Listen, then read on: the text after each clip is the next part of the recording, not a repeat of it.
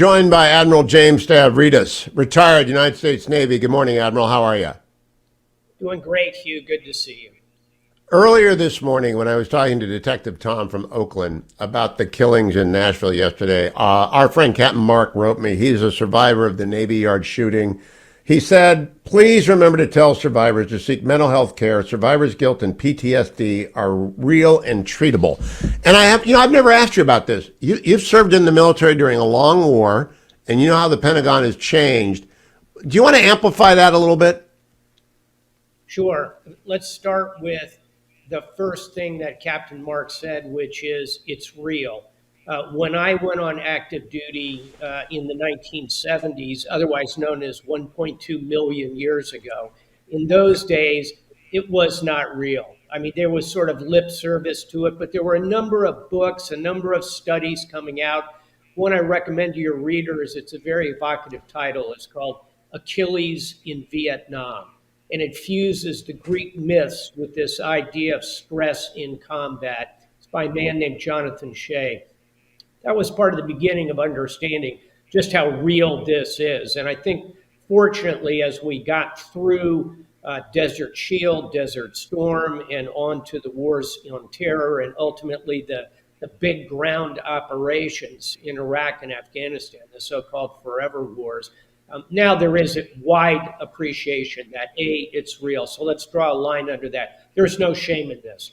One of the great combat officers I know, I'll call him Captain Brian, first name, an astounding combat record, Silver Star, Afghanistan, under my command, came back and went to graduate school at the Fletcher School, the Kennedy School, brilliant officer.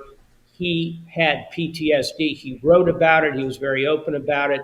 His career has done nothing but accelerate since then. So it's very real.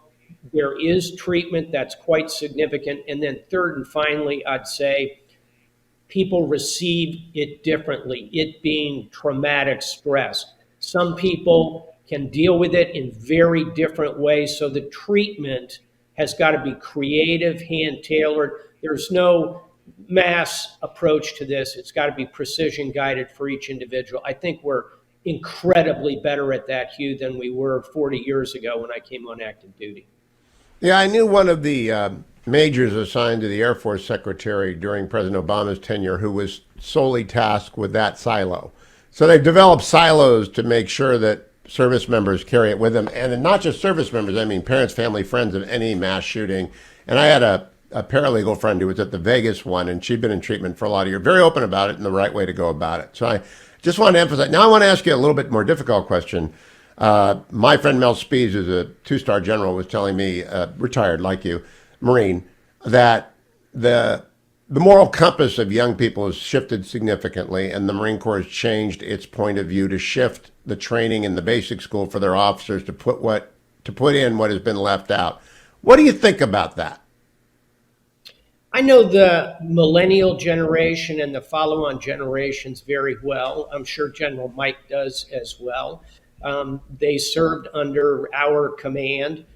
So I also am a parent, as are you. I have relatively young children in their 30s. And I watch this generation closely. I think it's fair to say their moral compass may manifest itself in some different modalities. The way in which they express themselves may be less, shall we say, overtly patriotic than perhaps we've experienced in the past. But I would not make the mistake to say that particularly the millennials are not a powerful and potentially a hero generation for this country, Hugh. And that may be not in agreement with others, but again, it's based not only on big size survey, command of thousands, tens of thousands, hundreds of thousands of these young people. It's also based on observing them. They care about others. They care about them. They are willing to serve. They may want to serve less in the military and more on the front lines of COVID, for example. But they are a hero generation. I'll close with this. You and I don't often talk politics, but I bet we could agree that the greatest threat the nation faces are the divisions in the country. The Well, millennials, we frankly, are going to agree on this, which is I think a lot of our instability on the 3% on either end, because there's a bell curve in everything, and there's a 3% yes. most mentally capable of dealing with trauma and resilience, and the least capable. That the internet and social media have made the 3% that are most vulnerable to mental illness much more vulnerable to mental illness, and that we have just got to change our approach to these people. Completely agree in that, but I want to make a point about the center of that bell curve because that's where millennials tend to live. And they look left and right at the political extremes in this country, and they are dismayed. And I believe that this millennial generation, above all, wants to try and bring us together as a nation, understanding there are going to be political differences. That could be an American hero generation. Let's give them a little time. Now, I've talked to enough naval officers on active duty and retired to know you deal with a lot of young sailors, and they have the same problems that young sailors have always had. They don't know how to buy a car. As J.D. Vance said, he went down to Marine Corps, he didn't know how to buy a car, and the command sergeant major took him out and bought a car with him so he didn't spend all of his money on it. Yeah, they just don't know a lot when they go in. Does the military focus on these young people in ways other than training them to be warriors in an appropriate way, or too much or too little?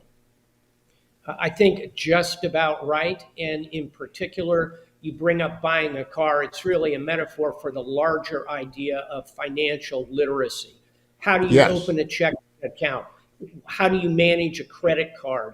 How do you ensure money goes in between your savings account and your checking account? How do you put money away for college?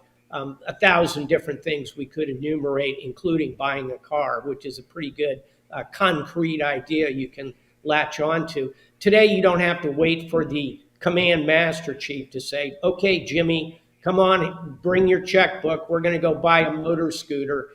Now there is actual training on Thursday afternoon from 2 to 4:30. The younger people will sit and get a class in financial literacy. That is a very good thing. And by the way, alongside that are a lot of other classes in life skills, everything from resisting addiction to peer relationships.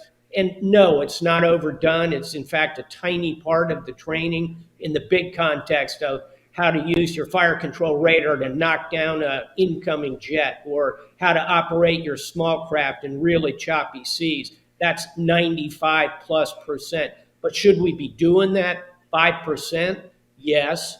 And this is a pretty good example of it, because if you don't do the 5% well, your young sailor will fail at the 95% part in many cases.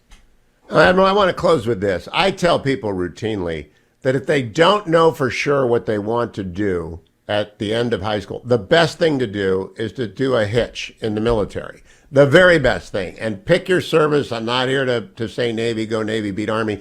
I'm here to say 4 years is a short period of time. Is it too long? Because to a millennial at 17, 4 years must look like, well, it is 1/5 of their life.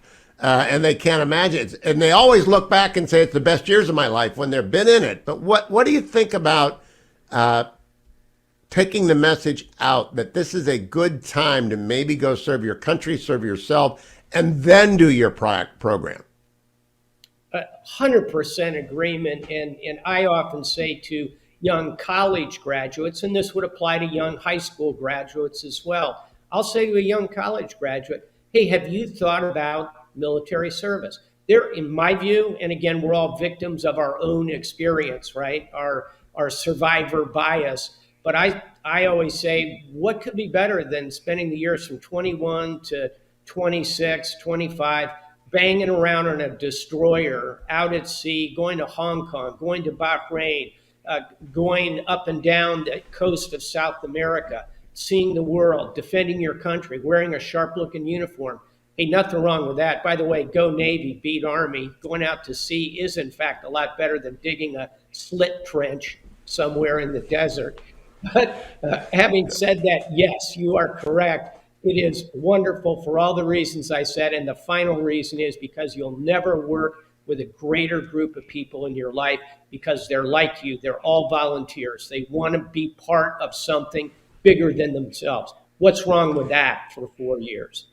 It's just something to think about today for people who are looking and feeling grim. There are lots of great, really wonderful young people who are in the uniform. They come out of high school, they go in, or they come out of college and they go in, and it's something really to put front and center on your plate. Boy, do you learn at a rapid pace when you go into structure. Last thought, there are a lot of ways to serve the country. Doesn't have to be the military. Think about the police force, firefighters, diplomats, CIA officers, Peace Corps, Teach for America, Volunteer for America. Spend some time serving others. There is no higher calling. Admiral, always a pleasure to talk to you even on a grim day. Follow him on Twitter at Stavridis J and follow me to the next segment. Thank you, Admiral. Have a good morning.